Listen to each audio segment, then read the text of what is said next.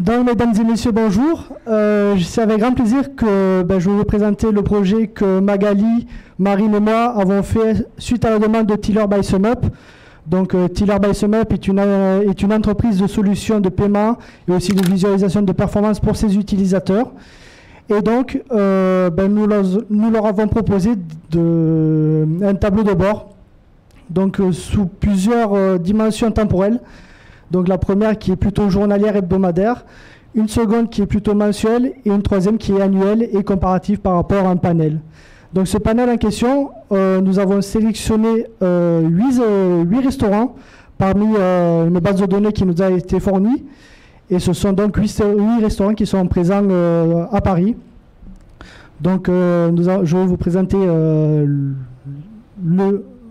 la page journalière avec 3 vignettes d'indicateurs de performance clés pour un restaurant qui sont le chiffre d'affaires, le ticket moyen et le nombre de couverts donc effectués dans la journée, avec un comparatif avec le J-7 car le restaurateur a besoin de se comparer par rapport au même jour de la semaine précédente. Nous avons aussi 2 graphes, donc aussi comparatifs par rapport au chiffre d'affaires et au J-7 et le graphe aussi de ticket moyen par rapport à J-7. Un troisième graphe donc de chiffre d'affaires de quantité vendue par catégorie de produits définie par le restaurateur en question, avec en infobulle une plus grande mise en précision sur ce qui est présent dans cette catégorie de produits. Donc on peut voir aussi par rapport à ces 3 graphes que ce dernier peut être réglable via un filtre temporel, comme ça le restaurateur pourra faire son graphe avec le nombre de jours qu'il souhaite. Donc au niveau mensuel, nous retrouvons toujours les 3 vignettes donc, de chiffre d'affaires, de ticket moyen et de nombre de couverts, mais cette fois-ci sur une échelle de grandeur plutôt mensuelle, avec un comparatif par rapport au mois précédent. Nous retrouvons aussi le graphe de chiffre d'affaires donc mensuel, en comparaison par rapport au mois précédent, ainsi que le graphe de type de paiement. Quelle est la répartition de type de paiement par rapport au nombre de commandes qui a été effectué dans le mois. Nous avons aussi un graphe de chiffre d'affaires moyen et de nombre de commandes effectuées par serveur pour chaque mois. Donc nous pouvons voir que chaque couleur de barre correspond au serveur concerné. Et nous avons aussi le graphe de chiffre d'affaires et quantité vendue par catégorie, toujours en mensuel.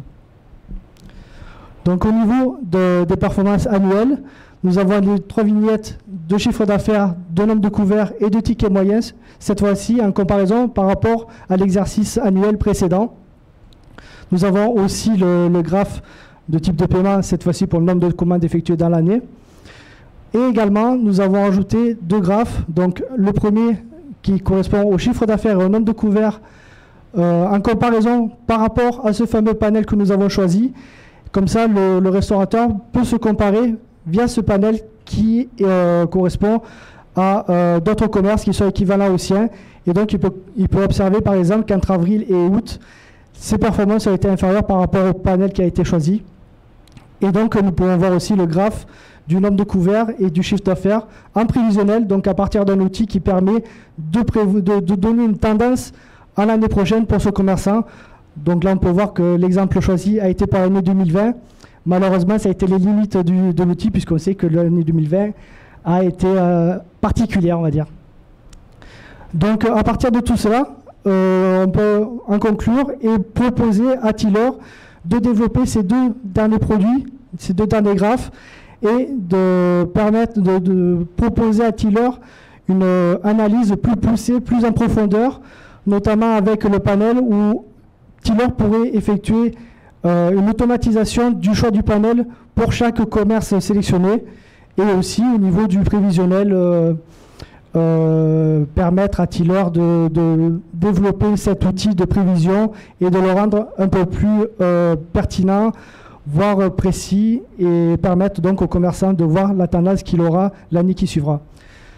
Donc sur ce, je vous remercie de votre attention et je redonne la parole à Jean-Loup.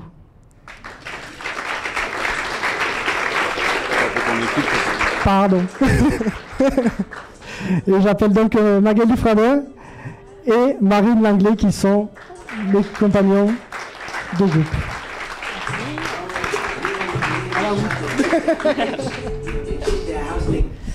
Et alors, merci à tous. Donc, je suis Marine. Un grand merci pour cette expérience. Plus près. Ok. Un grand merci du coup pour les 9 semaines. Intenses, mais on ne regrette pas. Voilà, un grand merci à Maïwen, à nos teachers et à nos TA aussi, qui ne sont pas là, mais vraiment un grand merci à tous. Bonjour, moi je suis Magali. Moi j'ai eu une expérience particulière parce que j'ai fait 1 mois et demi en remote et après je suis venue finir en présentiel. Et avec les TA c'était nickel, ça s'est vraiment très très bien passé. Ils étaient là tous les jours, ils nous ont bien aidés. Donc je les remercie énormément parce que sans eux on n'y serait pas arrivé en remote, faut être honnête. Donc merci et merci aux profs aussi quand même. Ils ont été là. Et j'aimerais ajouter aussi une mention spéciale pour tout le groupe qu'on a eu qui a été vraiment soudé, on s'est serré les coudes et tout le long de ce batch, on a eu une ambiance extraordinaire. Voilà.